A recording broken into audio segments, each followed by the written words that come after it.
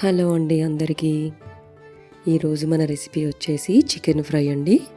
చూస్తున్నారు కదా, దీనిని మనం సాంబార్తో కానీ టమాటో రసంతో కానీ లేదా ఉట్టిగా అన్నంలో కలుపుకొని తిన్నా చాలా టేస్టీగా ఉంటుందండి. దీనికోసం నేను ముందుగా చికెన్ని శుభ్రం చేసుకొని ఇలా పసుపు తీసుకుంటున్నానండి. అలానే రుచికి సరిపడినంత సాల్ట్ కూడా యాడ్ చేసుకుంటున్నాను. మీ రుచికి తగినంత సాల్ట్ మీరు యాడ్ చేసుకోండి. అలానే నాకైతే ఒక స్పూన్ కారం వరకు సరిపోతుంది.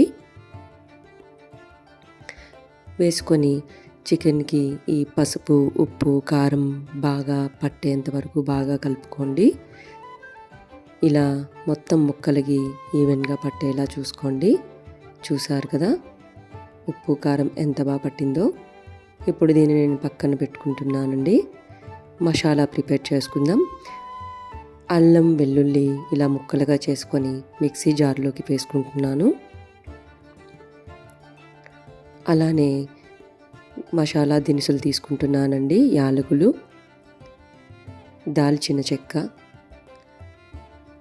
లవంగ చూస్తున్నారు కదా. అలానే కొంచెం జీలకర్ర,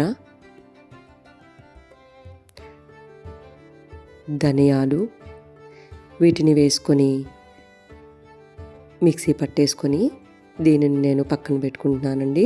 ముందు కలుపుకొని పెట్టుకున్న చికెన్ని మరొకసారి తీసుకొని అందులో ఒక స్పూన్ కర్డ్ యాడ్ చేసుకొని ఇలా మొత్తం ముక్కలకి మళ్ళా పట్టేలాగా ఒకసారి కలుపుకోవాలండి. చూస్తున్నారు కదా. అలానే మనం ప్రిపేర్ చేసుకున్న గరం మసాలా కూడా యాడ్ చేసుకుంటున్నాను.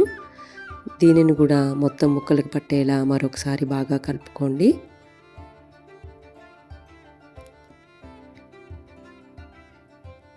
ఇలా కలపడం వల్ల ముక్కలకి మసాలా బాగా పడుతుందండి. ఫ్రై కూడా చాలా టేస్టీగా వస్తుంది. చూస్తున్నారు కదా.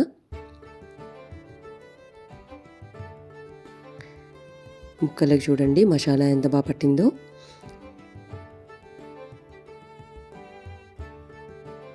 దీన్ని నేను కాసేపు పక్కన పెడుతున్నానండి. పెట్టి ఆనియన్ తీసుకుంటున్నాను. ఒక పెద్ద ఆనియన్ తీసుకున్నానండి. నాకు ఇలా నిలువుగా కట్ చేసుకోవడమే నచ్చుతుంది ఫ్రై కోసం. ఫ్రైకి ఇలానే బాగుంటుందండి. నాకైతే ఇలానే ఇష్టం. ఇప్పుడు ఒక ప్యాన్ తీసుకొని అందులో కొంచెం ఆయిల్ తీసుకుంటున్నాను. ఫ్రైకి ఎప్పుడు నాన్ వెజ్కి కొంచెం ఆయిల్ ఎక్కువ ఉంటేనే బాగుంటుందండి. ఆయిల్ వేడైపోయింది. ఆనియన్స్ని వేస్తున్నానండి.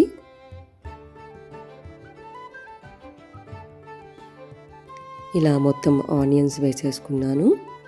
అలానే 2 చిల్లీ కూడా వేసుకుంటున్నానండి. ఒకసారి బాగా ఇలా కలుపుకోవాలి.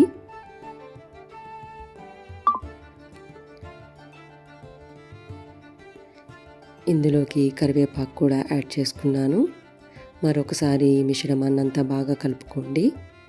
ఆనియన్స్ కొంచెం గోల్డెన్ కలర్లో రావాలండి. అలా వచ్చాక మనం ముందుగా కలిపి పెట్టుకున్న చికెన్ని యాడ్ చేసేసుకోవాలి. చూస్తుంటేనే అర్థమవుతుంది కదా చికెన్కి మసాలా ఎంత బాగా పట్టిందో కనిపిస్తుంది. చూసారా. ఇలా మొత్తం చికెన్ అంతా వేసేసుకొని ఒకసారి బాగా గరిటెతో మిక్స్ చేసుకోవాలండి. అది కూడా చికెన్ని ఇలా కింద నుంచి పైకి తిప్పుతూ కలపడం వల్ల ముక్కలు అనేవి విరగకుండా ఉంటాయి. చూస్తున్నారు కదా. ఇలా నెమ్మదిగా గరిటెతో కలుపుకోవాలి. మంటను మీడియం ఫ్లేమ్లోనే ఉంచుకోండి.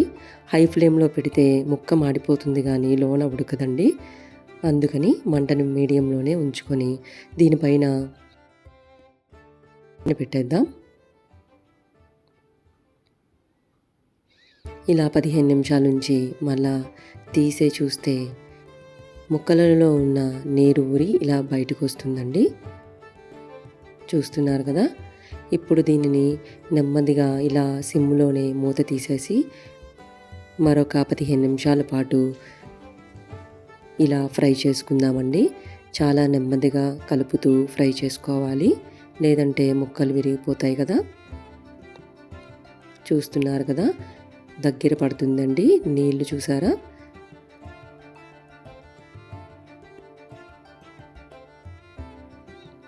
ఇందులోకి ముందు మనం ప్రిపేర్ చేసుకున్న గరం మసాలా ఉంది కదా, అది కూడా నేను కొంచెం యాడ్ చేసుకున్నానండి. మరొకసారి ముక్కలకన్నిటికి పట్టేలాగా ఇలా కలుపుకుంటే, ఇలా లాస్ట్లో మసాలా వేయటం వల్ల చికెన్ చాలా టేస్టీగా, స్మెల్ కూడా చాలా బాగుంటుందండి.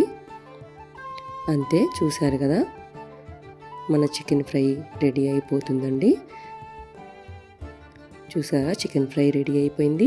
ఇప్పుడు ఆఖరిగా కొంచెం కొత్తిమీర కట్ చేసుకొని అది కూడా యాడ్ చేసేసుకున్నాను.